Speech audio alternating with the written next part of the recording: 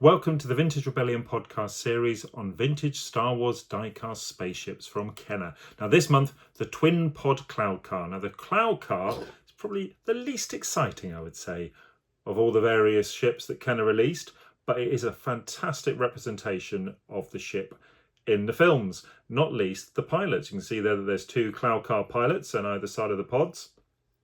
I've actually painted for once. So the Series 1 and 2 ships, we just had these sort of crudely formed plastic figures piloting the ships. We've actually got a bit of paint on the Empire Strikes Back ships.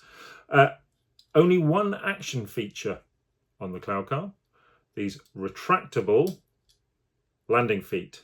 Now, if you find any of these car boot sales, flea markets, you'll find that the one action feature has soon stopped being an action feature because the feet go very floppy. This is quite a nice unused version, but there we go, the twin pod Cloud Car. Now the Empire Strikes Back ships were only issued on Empire Strikes Back cards. The line was finished early on in the 1980s, pretty much after 1980. No new ships were made, but they're on the shelves for a little while. So the ships, the twin pod Cloud Car, the Snowspeeder and Slave 1 were all released initially on the ESB 11AY card. And I'll come to that, why it's called an AY card in a minute. But here we go. Here's the twin pod Cloud Car. Simple car front, showing a scene from Bespin. It's got the Cloud Car on the front, Kenner, the Starburst. There's not a lot to it really. But on the back, you can see in the 3 coloured panels, red for Series 1, blue for Series 2 and green for Series 3. All the ships that you could get, including the TIE Bomber, interestingly. We talked about that last month.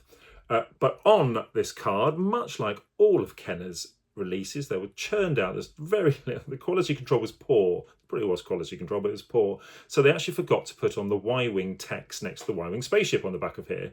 Now, there are some cards, or at least one out there, with no sticker on at all. So the Y-Wing has no text. I don't know whether the sticker was not added to the first wave out, or whether it was added and fell off. It's very difficult to say unless a lot of these turn up. But certainly the error was spotted, a sticker was made, so this is Y-Wing fighter sticker stuck next to it. So this is the AY card, and there was corrected shortly after to get the ESB 11A card. So it actually has the printed text next to the Y-Wing on the back there. So that, but that's the these 3 different colours showing the 3 different series. Are quite different from a later release we'll come to.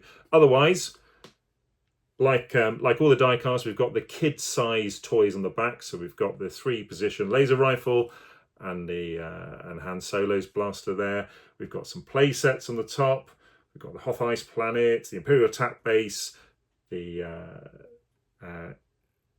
Darth Vader's Star Destroyer, and the Snowspeeder. So some of the bigger toys there, but a great card, that one. Now, as I say, it was corrected for the 11A, and then not long after, probably about 81, we get the ESB 11C. The 11B is actually the TIE Bomber card. You can see here, got the 11C. So a very different design. We've got all 11 ships, including the TIE Bomber again, on this plain blue background. It's very nice, clear card back. The front is exactly the same as the 11A and the 11AY. And again, we have the kid-sized toys on the back, 3-position laser blaster, laser rifle, and the Rebel blaster, Han Solo's blaster there. But a really nice card. And that's it for the Kenner releases. So there's 3 card backs with that error corrected on the first one. Like all of Kenner releases, Canada got themselves some vintage Star Wars diecast, quite often found with yellow bubbles, these ones. We can see, much like the Star Wars releases, we've got the 2 Starbursts, the diecast and plastic in French there. Let's try my French again. Metal matrice, plastique très résistante. Well, that's not bad for me. Nice Empire Strikes Back card there. And on the back, I call this one the ESB 11A, and actually you can see that this has got Y-Wing text, but all the ships have the French text next to them. And much like the US Kenner, we've got the same play sets and the same kid size blasters. And that's pretty much it for releases. Palitoy didn't release anything on the Empire Strikes Back line, although we could buy them over here in the UK, and you can get them in Europe as well. We imported Kenner stock, and that's most obvious with the German release, which we do have here. So this is an 11C, so it has the blue back on the back.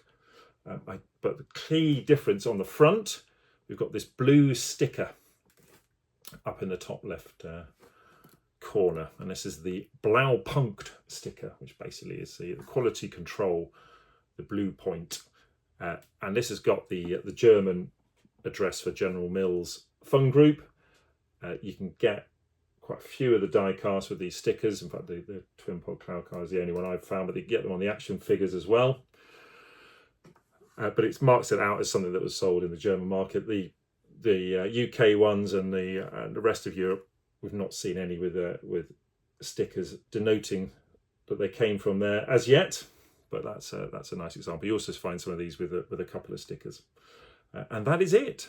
So we're going to get shorter and shorter as we go on now. We've only got 2 ships left. Next up, the Snowspeeder. Thanks for watching.